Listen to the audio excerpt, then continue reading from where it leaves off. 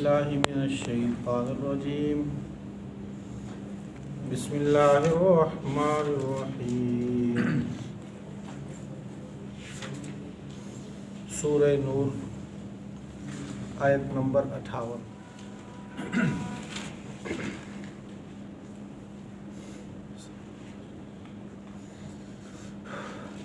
سورہ نور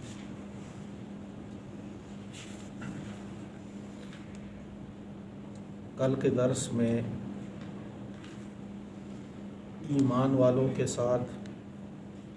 اللہ تعالیٰ کا ایک وعدہ ہے، اس کا وہ پڑا تھا۔ اللہ تعالیٰ نے ایمان والوں سے وعدہ کیا ہوا ہے۔ ایمان والے ان میں چند صفات ہوں کہ ایک ایمان ہو، ایک عمل صالح ہو۔ تو اللہ نے ان سے وعدہ یہ کیا کہ لا یستخلفنہم فی الارض، کہ زمین کی خلافت، بادشاہ، حکومت تمہیں دوں گا، کما استخلف الذین من قبل، جیسے تم لوگوں سے پہلے دیا تھا۔ علماء فرماتے ہیں کہ یہ وعدہ خود جو ہے خلافت راشدہ کی صورت میں اللہ کا یہ وعدہ ایمان والوں کے ساتھ پورا ہوا۔ اور ساتھ مفسرین یہ بھی کہتے ہیں کہ یہ وعدہ صرف صحابہ کے ساتھ نہیں تھا،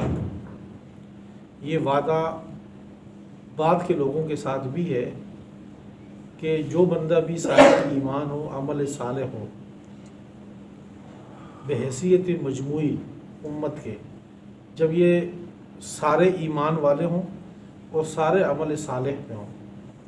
تو اس وقت پھر اللہ کا یہ قانون ہوگا کہ اللہ تعالیٰ ان کو خلافت دیں گے، زمین کی بادشاہت دیں گے، سلطنت دیں گے۔ اس وقت تو امت تقریباً 57 ٹکڑوں میں بڑھ گئی ہے۔ ہر ایک ٹکڑا جو ہے، جس طرح قرآن پاک کی آیت ہے، کل حزب بما لدیہم فرحون، ہر ایک کے پاس جو ایک ٹکڑا آ گیا ہے تو اسی پہ خوشی منا رہے ہیں۔ ہم مسلمان ہیں، ہم پاکستانی ہونے پہ خوش ہو رہے ہیں۔ کوئی سعودی عرب والا ہے تو اپنے سعودی عربی ہونے پہ خوش ہو رہا ہے، کوئی یمن والا ہے تو یمنی ہونے پہ خوش ہو رہا ہے، تو کوئی دبئی والا ہے تو اپنی جگہ پہ خوش ہو رہا ہے، اس ٹکڑے پہ خوش ہو رہا ہے کہ بھئی یہ ٹکڑا زمین کا، یہ جو لکیریں زمین پہ لگا دی گئی ہیں تو یہ دلوں میں لکیریں لگا دی گئی، اس کے ٹکڑوں پہ خوش ہو رہے ہیں۔ جبکہ جو مسلمان ہے، ایمان، یہ اسلام، یہ پورے ورلڈ کے لیے، پوری دنیا کے لیے آیا ہے۔ تو بادشاہت اللہ تعالیٰ پوری دنیا میں دیں گے، یہ نہیں کہ آپ کو ایک چھوٹے سے ٹکڑے کا مالک بنا دیں گے، اس میں جو چاہے کرو، ایسے نہیں، بلکہ عمل صالح اگر ہوگا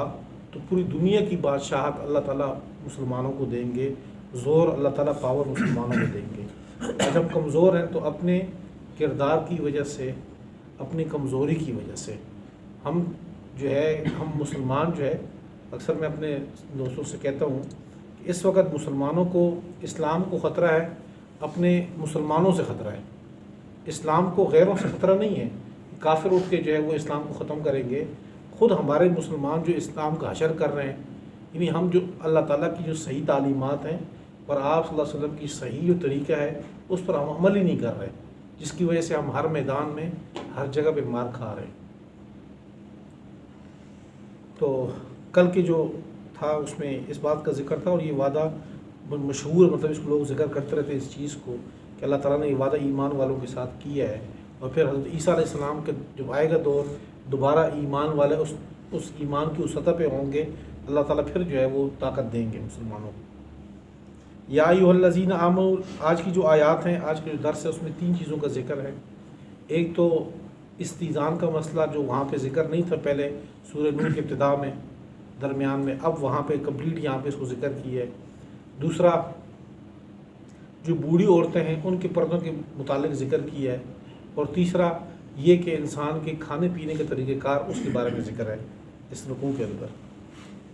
پہلے جو چیز جو ذکر ہے یہاں پہ، یہ ان بچوں کے بارے میں ہے جو اب اس گھر کے اندر جو رہائش پذیر ہے۔ ایک گھر میں کئی کمرے ہیں، تو اس میں ایک کمرے سے دوسرے کمرے جانے کے احکام کیا ہے،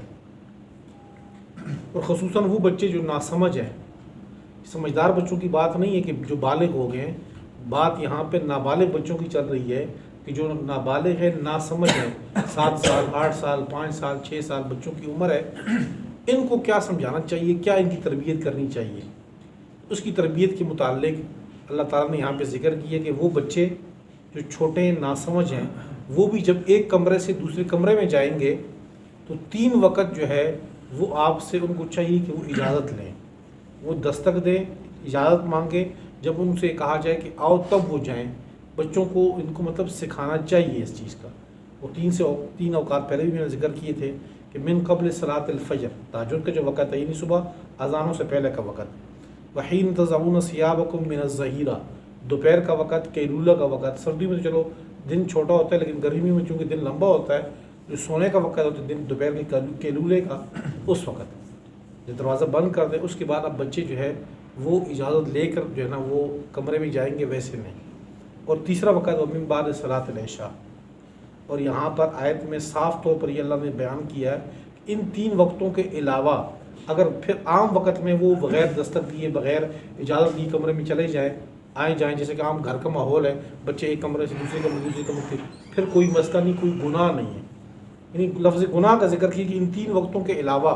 اگر باقی اوقات کے اندر جائیں تو گناہ نہیں ہے. اس کا مطلب مفسرین بتاتے ہیں کہ ان 3 وقتوں میں اگر وہ بغیر اجازت کے اگر وہ جائیں گے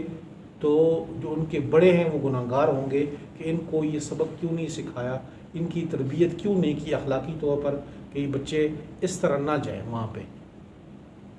یا ایھا الذین آمنوا، اے ایمان والو، لیستأذنکم الذین ملکت ایمانکم، چاہیے کہ اجازت مانگے تم سے جو تمہارے غلام ہیں، باندی ہیں، جو گھر میں عام طور پر خدمت کے لیے جاتے رہتے ہیں بہت کثرت سے. والذین لم یبلغوا الحلم، اور وہ بچے لم یبلغوا الحلم جو حد بلوغ تک نہیں پہنچے، ابھی عقل شعور ان میں کامل نہیں ہے. تم میں سے چاہیے یہ کہ وہ تم سے اجازت مانگیں 3 مرات، 3 مرتبہ، 3 الگ الگ وقتوں میں. من قبل صلاۃ الفجر، صبح کی نماز سے پہلے، وحین تضعون ثیابکم، اور جس وقت تم اپنے کپڑے اتارتے ہو،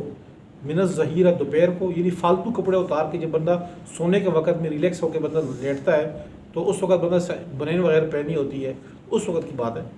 ومن بعد صلاۃ العشاء، اور عشاء کی نماز کے بعد. ثلاث عورات لکم، یہ 3 پردے کے وقت ہیں تمہارے. یعنی ایک گھریلو زندگی کے بارے میں اللہ تعالیٰ بتا رہے ہیں کہ ایک گھر میں بچے کو اپنے والد کے کمرے میں جانے کے لیے ان کو پوچھنا پڑتا ہے، ان کی تربیت یوں کی جائے. لیس علیکم ولا علیہم جناح بعدہم، نہیں یہ تمہاری اوپر اور نہ ان کے اوپر جناح گناہ بعدہم، ان 3 وقتوں کے علاوہ. ان 3 وقتوں کے علاوہ اگر بلا ٹوک کے، بلا اجازت کی یوں آتے جاتے ہیں پھر کوئی مسئلہ نہیں ہے. طوافون، اس کی وجہ یہ ہے طوافون علیکم، وہ بار بار آتے ہیں، کثرت سے آتے ہیں، تمہارے داخل ہوتے ہیں تمہارے پاس، بعضکم علی بعض، بعض تمہارا بعض پہ. یعنی کثرت سے آپ ایک دوسرے کمروں میں جاتے رہتے ہو تو اب اگر جو ہے ہر وقت جا کر دستک دو اور اجازت لو تو یہ بندہ حرج میں اور تنگی میں پڑ جائے گا. اس لیے کہ کہا کہ باقی وقتوں میں اجازت لینے کی ضرورت نہیں، لیکن یہ 3 وقت ایسے ہیں کہ اس میں ویسے منہ اٹھا کے کمرے میں نہ جایا جائے. کذالک یبین اللہ لکم الآیات، اسی طرح اللہ بیان کرتے تمہارے لیے اپنے احکام، آیات کو، اپنی احکام کو. واللہ علیم حکیم، اللہ خوب علم والے ہیں، خوب حکمت والے ہیں. یعنی اللہ کو علم ہے اس چیز کا کہ کیا مسائل پیش آتے ہیں اس میں، کیا مسائل پیش آئیں گے اس میں. اللہ حکمت والے ہیں کہ اللہ سین حکیم کو وہ اس کے مصالح، اس کی مصلحت اور فائدہ کیا ہے اس کے اوپر اللہ تعالیٰ کی نظر ہے کہ اس لیے آپ کو یہ حکم دیا. وَإِذَا بَلَغَ الْأَطْفَالُ مِنْكُمْ، اور جب تمہارے بچے بالغ ہو جائیں، حد بلوغ کو پہنچ جائیں، فَلْيَسْتَأْذِنُوا، پھر وہ ان کو چاہیے کہ وہ اجازت مانگے، كَمَا اسْتَأْذَنَ الَّذِينَ مِنْ قَبْلِهِمْ، جس سے کہ وہ لوگ جو اجازت مانگتے تھے اس سے پہلے. یعنی جس طرح اجنبی بندہ گھر میں داخل ہوتا ہے تو بالغ بچہ بھی جب گھر میں داخل ہوگا تو وہ اجازت لے گا. كَذَلِكَ يُبَيِّنُ اللَّهُ لَكُمْ آيَاتِهِ، اسی طرح اللہ تعالیٰ بیان کر رہے ہیں تمہارے لیے اپنی آیات کو، اپنی احکام. واللہ علیم الحکیم، اللہ خوب علم والے ہیں، خوب حکمت والے ہیں. یہ ہے آج کے رکوع میں پہلا مسئلہ. دوسرا مسئلہ آج کے رکوع میں والقواعد سے ذکر ہے. اس میں بوڑھی عورتوں کے متعلق ذکر ہے. جس طرح ہماری مائیں ہیں، ہماری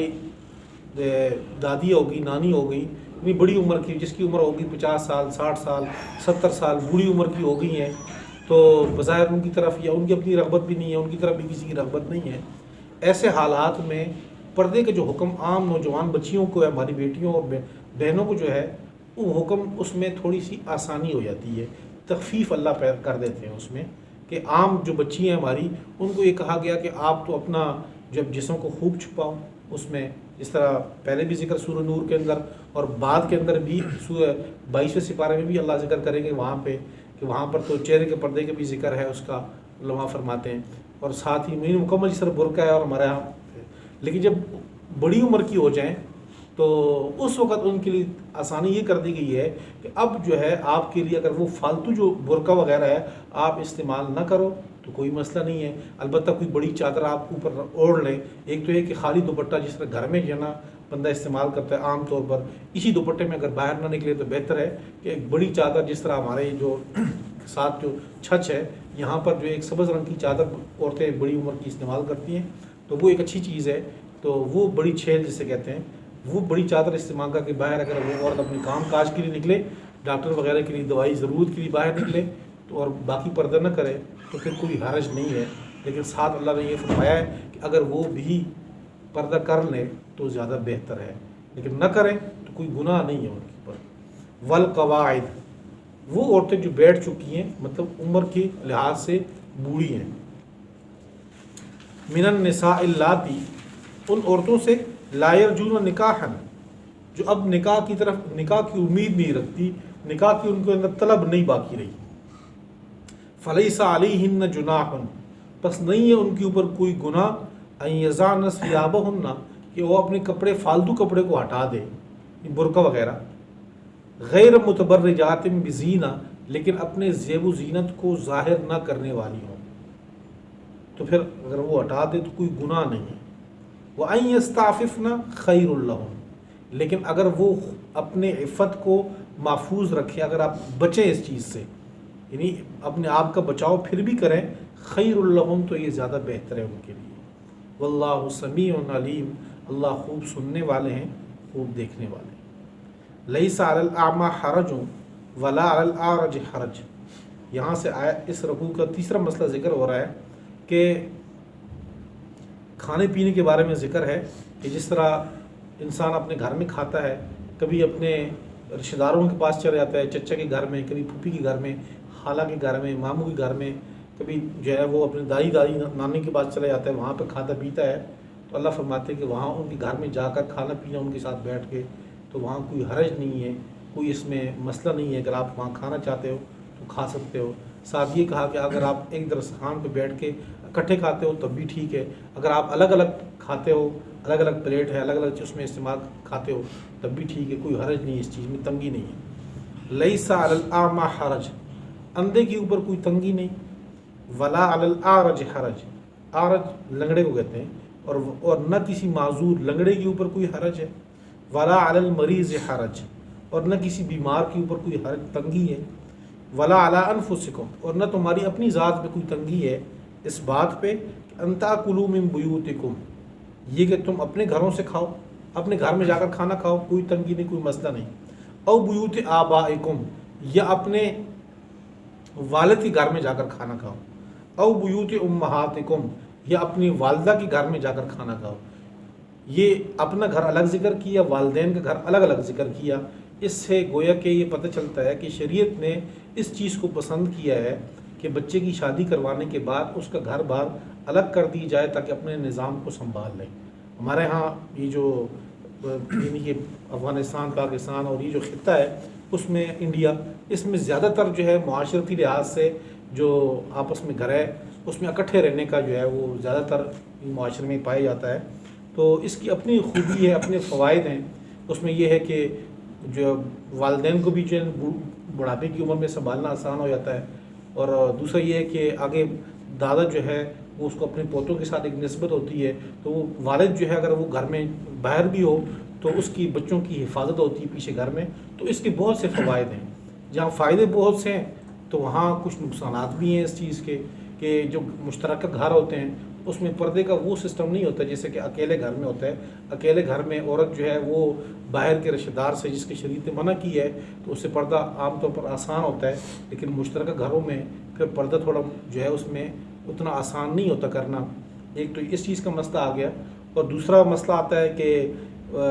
جو مشترکہ گھر ہوتے ہیں اس میں پھر چھوٹی چھوٹی بات پہ جو ہے وہ خفگیاں پیدا ہوتی ہیں. پھر وہ خفگی آگے جا کر جو ہے وہ ایک بڑی مصیبت کا پیش خیمہ بن جاتی ہے. تو یا تو دل انسان کا بہت کھلا ہو کہ چھوٹی چھوٹی لغزشیں جو ہے وہ ساس اپنے بہو کو معاف کر دیے کرے, سسر اپنے جو ہے داماد کو ان کو معاف کر دیے کرے, ٹھیک ہے جی غلطی ہو گئی, آج بچی دیر سے اٹھ گئی, کوئی مسئلہ نہیں ہے, آج کھانے میں نمک تیز ہو گیا, آج جو ہے روٹی جو ہے صحیح نہیں پکی. یہ چھوٹے موٹے مسائل, کوئی اتنی بڑی چیز نہیں جس کے اوپر باقاعدہ ایک محاذ بنا کر کھڑا کیا جائے. ہمارے پاس جو مسائل آتے ہیں میاں بیوی کی جو طلاق تک جب نوبت پہنچتی ہے تو اس میں اگر عمومی طور پر دیکھا جائے تو 50 سے 60-70% جو ہے ان کے اپنے مسائل نہیں ہوتے. میاں بیوی کے آپس میں اتنا خرابی نہیں آتی, خرابی باہر کے اور جو رشتہ داری ہے ان کو نبھانے میں اس کو مشقت آتی ہے, درپیش ہوتی ہے. تو یہی چیز جب اس کو الگ گھر لے کر دیے جائے تو اس میں جو ہے وہ زیادہ تر جو ہے وہ جوڑے مطلب میاں بیوی آپس میں وہ نبھا کر جاتے ہیں. تو یعنی کہ یہ چیز ہوتی ہے. تو اس میں یہ ہے کہ دونوں طرف سے دل بڑا کیے جائے, بہو کی طرف سے بھی ان کی طرف سے دل بڑا کیے جائے. پھر بھائی آپس میں اگر اکٹھے رہتے ہیں تو ایک بھائی نے کوئی زیادہ چیز استعمال کر لی, دوسرے کم استعمال کر لی, تو بھائی ہے کوئی زیادہ استعمال کر لی تو اس کے لیے دل کھلا رکھے, خیر ہے کوئی بات نہیں ہے. اگر چھوٹی چھوٹی چیزیں جو ہے نا اگر وہ ناپنی شروع کر دی تو اس کے لیے علیحدگی بہتر ہے کہ علیحدگی کی وجہ سے محبتیں قائم رہتی ہیں. بسا اوقات آپ تو مجھ سے زیادہ بہتر جانتے ہیں, آپ نے جو نئی چیزیں دیکھی ہیں. شریعت یہ کہتی ہے کہ اگر آپ اکٹھا رہ سکتے ہیں تو کوئی مسئلہ نہیں ہے. اگر آپ بہتر ہو اکیلے رہنا چاہتے ہیں الگ کر دی جائے تو وہ اس سے زیادہ بہتر ہے. یہ شریعت کا مسئلہ ہے, اس کی طرف اشارہ بھی ہے کہ او بیوت من بیوتکم اپنے گھروں سے کھاؤ, او بیوت آبائکم اپنے والد کے گھر سے, او بیوت امہاتکم اپنے والدہ کے گھر سے, او بیوت اخوانکم یا تم اپنے بھائیوں کے گھر سے کھانا کھاؤ, او بیوت اخواتکم یا اپنی بہنوں کے گھر سے, او بیوت اعمامکم یا اپنے چچاؤں کے گھر سے, او بیوت عماتکم یا اپنے پھوپھیوں کے گھر سے, او بیوت اخوالکم یا اپنے ماموں کے گھر سے, او بیوت خالاتکم یا اپنے خالاؤں کے گھر سے, او ما ملکتم مفاتحہ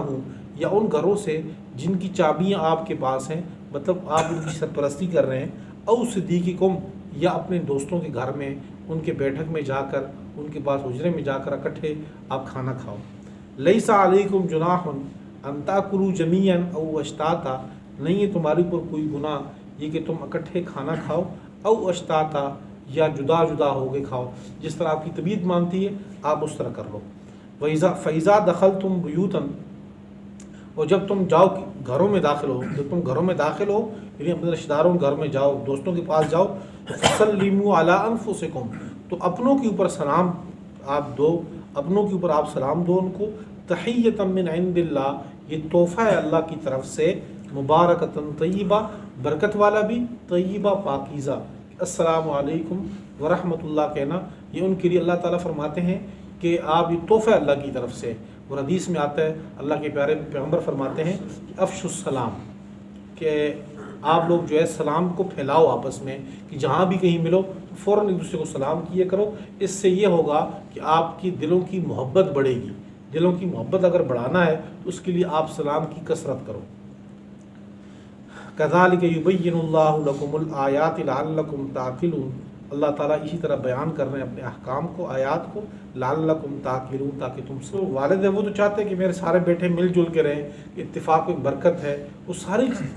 چاہتے ہیں. جس طرح میں چاہتا ہوں کہ میرے بچے سارے اکٹھے رہیں تو ہر والد ہی چاہتا ہے کہ بچے اکٹھے رہیں.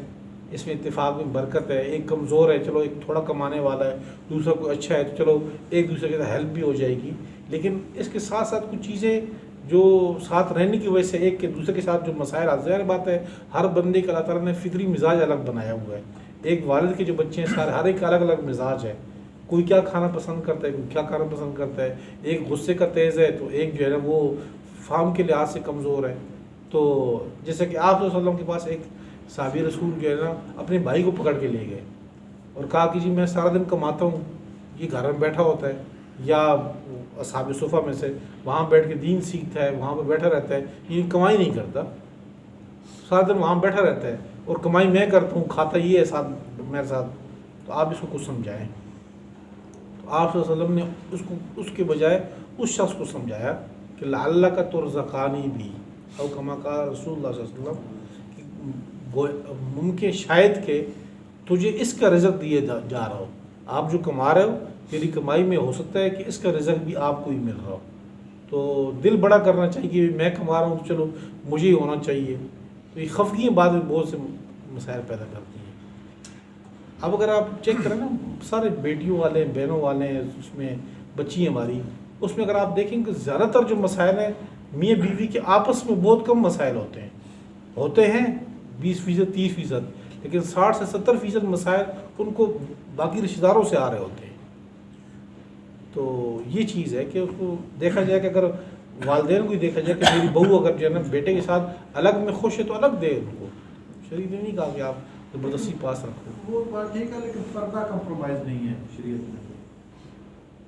پردہ تو کمپرومائز، بات اسی پہ آ رہی ہے۔ پردہ تو ہے ہی ہے نا، وہ تو مسئلہ اپنی جگہ پہ ہے، لیکن میں یہ کہہ رہا ہوں کہ پردے کے ساتھ جہاں پردہ ٹوٹتا ہے نا، جہاں اللہ کا حکم ٹوٹتا ہے تو وہاں مسائل پھر پیش آتے ہیں۔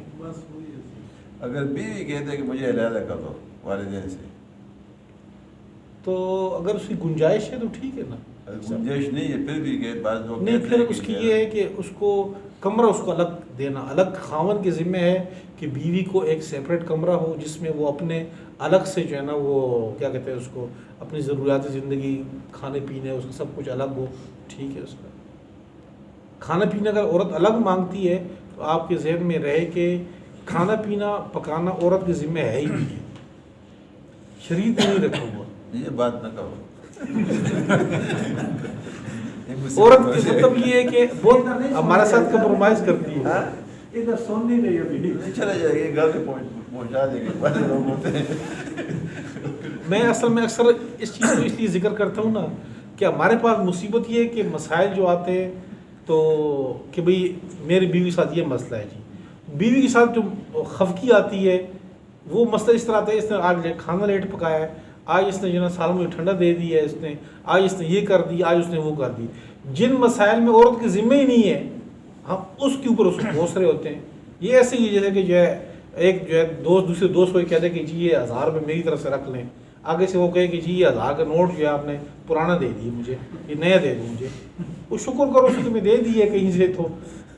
اب بیوی نے اگر لا کر غلطی سے دے ہی دی ہے آج کھانا صحیح نہیں پکا تو خیر آپ باہر سے لے آؤ اس کے لیے۔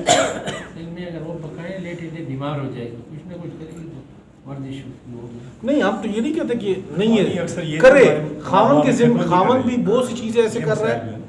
خاوند بھی اپنے ذمے بہت سی ایسی چیزیں لے رہا ہوتا ہے جو اس کے ذمے نہیں ہے۔ مثال کے طور پر شریعت نے جب بیوی بیمار ہو جائے، شریعت نے اس کے ذمے کوئی نہیں رکھا کہ اس کی دوائی دارو خاوند کے ذمے ہے، وہ اپنا خرچہ خود کرے، نہیں ہے۔ تو کہاں سے لائے گا؟ یا تو وہ اپنے جو اس کی جمع پونجی ہے وہ لگائے یا اپنے والدین سے جمع پونجی الگ خاوند دے گا نا اس کو، اس میں بچائے گا، اپنی ذات کے لیے جو خرچہ اس کو دے تو بچائے رکھے اپنے لیے، یا والدین کے گھر سے لاؤ، یا والدین گھر سے لائے۔ اس میں خاوند کے ذمے نہیں ہے، صاف طور پر لکھا گیا ہے کہ دوائی کی خرچہ اس کے ذمے نہیں ہے، لیکن خاوند ہماری طرف سے مکمل سپورٹ دیتا ہے، کرتا ہے وہ، جو یہ نہیں کہ دونوں طرف سے تالی دونوں ہاتھ سے بج رہی ہے، جس طرح کمپرومائز عورت کر رہی ہے مرد بھی کر رہا ہے، تو دونوں طرف سے ایک دوسرے کے اوپر احسان کا معاملہ چل رہا ہے۔